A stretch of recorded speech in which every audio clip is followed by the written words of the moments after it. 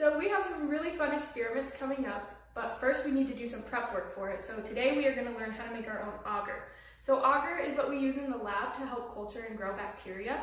And the really cool thing about it is that you can be very selective, so what type of bacteria you want to grow, and by changing what nutrients you put into the agar. So for the agar we're going to make today at home, all you're going to need is 2 cups of cold water, some sugar, some unflavored gelatin, and this gives the agar the really weird texture, kind of like really firm jello.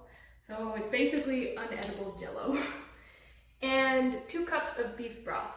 And this is so that the bacteria we're hoping to grow will have some nutrients.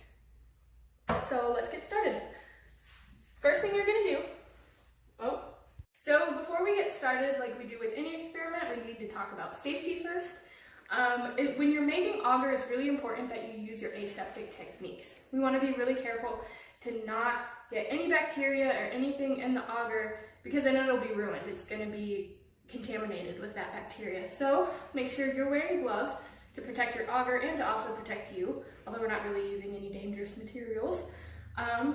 And you'll want to make sure that you wash everything really well before and after we do this experiment, just to help keep that agar contaminated free, and to also make sure that if you're using things like a saucepan, that you don't make your soup in leftover agar.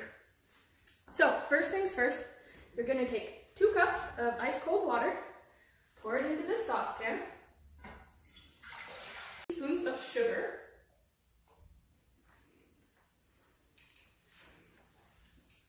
is this a teaspoon? No, that's 1/4 of a teaspoon. I need my glasses. 1 teaspoon.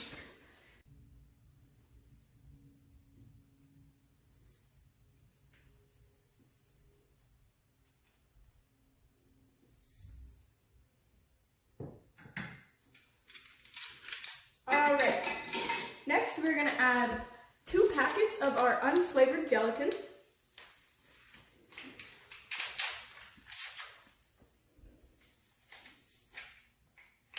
Finally, we're going to add 2 cups or 1 can of our beef broth.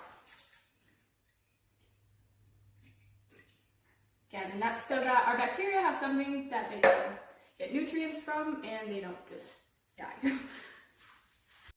Alright, so once you have everything mixed, you're going to lightly stir your agar broth, and we're going to turn on the heat to medium heat, and you're just going to keep lightly stirring it and checking on it until it boils. So we want it to boil just in case there is any other microbes in there. We want to make sure we kill them, because again, once it solidifies and you pour it in, you've contaminated your agar sample, so you can't be selective about the bacteria you're wanting to grow.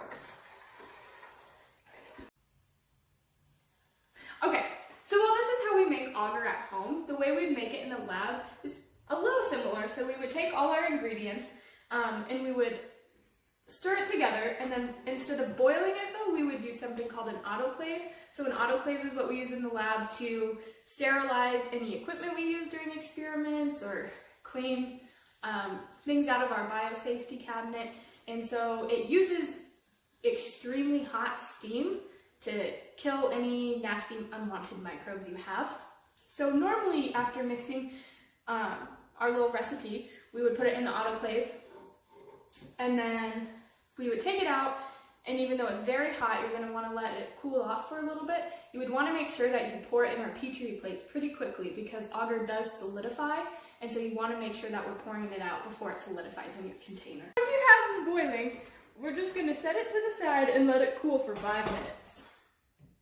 So after we put our agar broth away to cool down, you are going to want to put it, so I use cupcake tins and aluminum foil, whatever, what's the cupcake wrappers?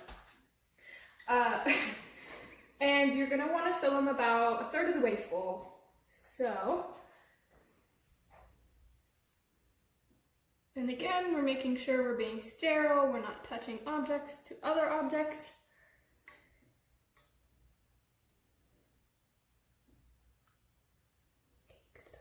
Okay, so after we have this aliquoted out, and again, roughly 1/3 full. You're going to want to cover it with something, so either aluminum foil, cling wrap, anything like that. So, just lightly cover them. Be careful not to spill. And you're going to want to put them in the fridge and let them solidify for 2 to 3 hours. Okay, so oh, my glove.